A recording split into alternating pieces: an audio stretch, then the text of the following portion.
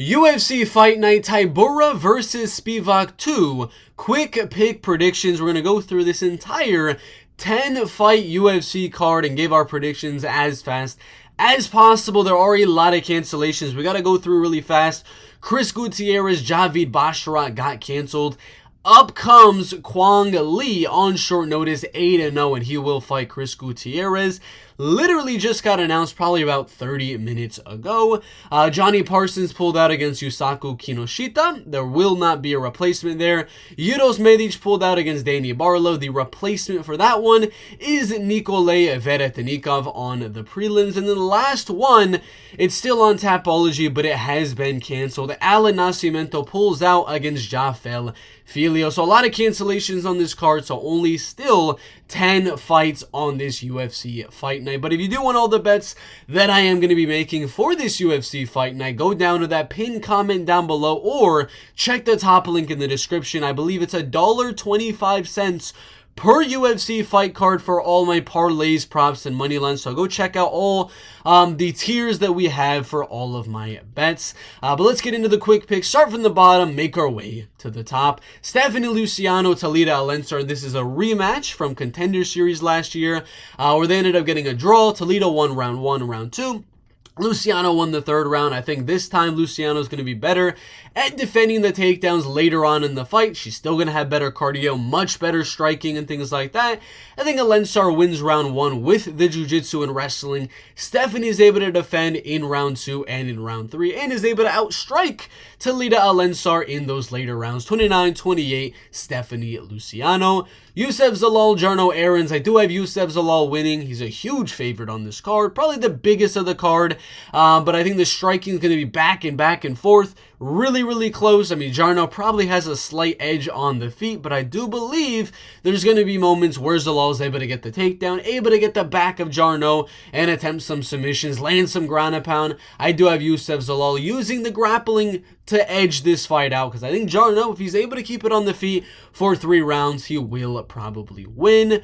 Karl Williams, Jhonata, Diniz in the heavyweight division. I am going to go Jhonata, Diniz to lose. You thought I was going to pick him to win? No. Like I said in the regular prediction video, this one is going to be a domination either way. Either Jhonata goes out there and kind of starches Karl Williams in 2 minutes of round number 1 with a big punch, or Karl survives that early onslaught and dominates in those later rounds. And I know what I predicted. I know I predicted a Karl Williams decision. I'm going to change my mind. Ladies and gentlemen, we have not seen Jhonata Diniz pushed in the wrestling and grappling in round 2 and round 3. I think Jhonata gasses out due to the grappling and wrestling, and I think Karl Williams is able to ground and pound for the TKO in round number 3. Karol Rosa taking on Pannie Kianzad. I am going to go Karol Rosa to win this one. I think she's better everywhere. On the feet, she throws more volume, crazy pressure, good boxing, and she just keeps coming forward and putting the volume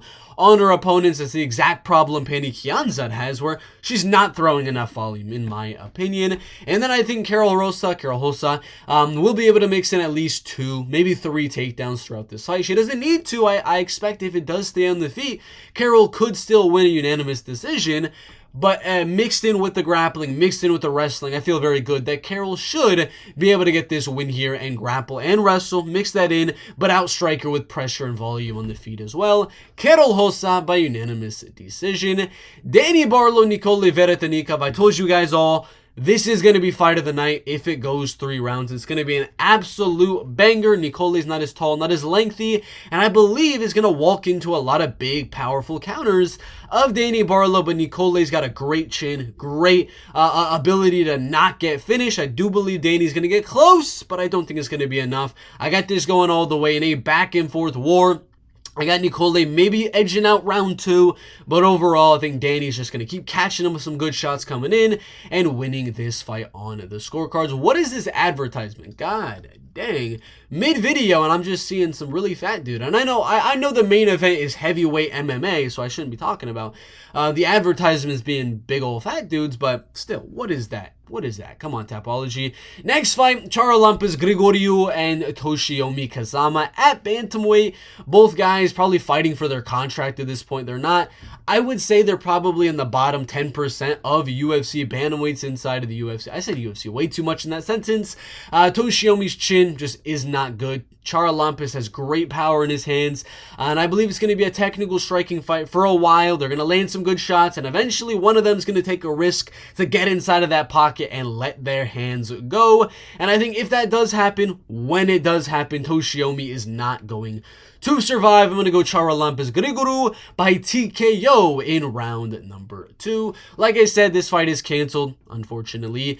Yana Santos, Chelsea Chandler in the bantamweight division. I am going to go Yana Santos to win. I don't know how so many people are predicting Chelsea as the underdog for this fight. I was really surprised. 80% going underdog in this fight. Yana's got way better striking than Chelsea, and she's got great takedown defense and wasn't taken down. I don't even believe once in the Karol Rosa fight that she was just in. Yes, I know the Irina Aldana fight, she was able to land some, but still, if you're defending against Karol Rosa, you're keeping that one very close on the feet.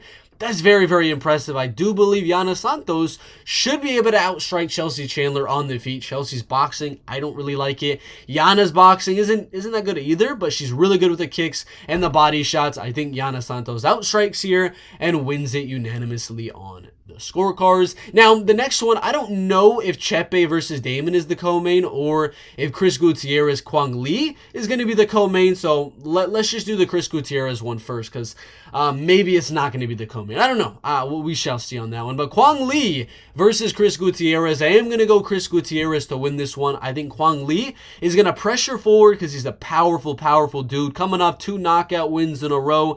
He's got a lot of finishes on his record, but if we're looking back on that Sal Guerrero fight back in 2023, that was way too close of a fight. That's nowhere near the caliber, in my opinion, as Chris El Guapo Gutierrez. I think Kwang Lee is going to have some success, maybe land a good shot or two on Chris Gutierrez, but for the most part, I do believe Chris is going to outvolume him and counter him as he comes in, and I do believe Kwang Lee will have his moments, but I'm going to go 30-27. Pretty dominant, pretty clear, unanimous decision for Chris Gutierrez. But if there's anyone to go out there and put on a crazy upset and knock out a guy that has never been knocked out in Chris Gutierrez, it's definitely Kwang Lee. This dude does have a lot of power. Chepe Money Skull, Damon Jackson. I am going to go Chepe to lose. This is my underdog right here. Damon Jackson. I think this is my first underdog of this card. Yeah, I believe so. Damon Jackson, I got him winning by a split decision. I think he's going to keep the striking as even as he possibly can.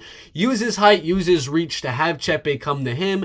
Close that distance. And as he does, I think Damon will mix in the grappling and the wrestling and the jiu-jitsu. Get the back of Chepe Muddy Skull. Chepe's never been submitted, so I do have it going all the way.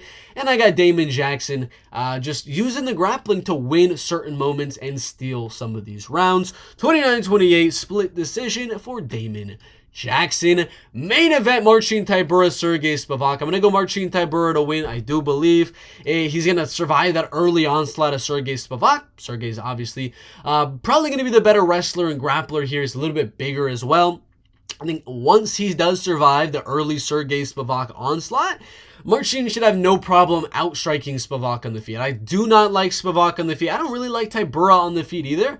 But I think Marcin hits a little bit harder, throws a little bit more volume, and is just overall the better striker. I got Marcin outstriking him in the later rounds and winning on the cards as well. That is my UFC Fight Night Tybura versus Spivac full card, quick pick predictions. It's a decent card.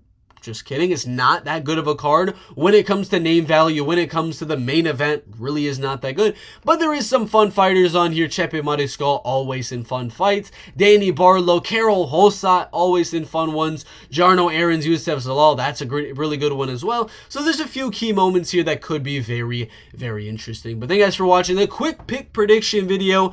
Go down, like the video, comment your full card predictions as well in that comment section. I like to kind of see where everyone's head is at on a certain UFC fight night. But as always, I gotta end the video with this. If you do want to check out all the bets that I am making for every UFC fight card, is $5 a month, which is $1.25 for an entire UFC fight card of parlays, money lines, and prop bets. I know you guys can go out and find some other bets from other people for like $20 a card, which is insane. I think I got the cheapest in the business. So thank you guys for watching the quick pick predictions. Again, comment down below, like the video, and we will see you in the next one.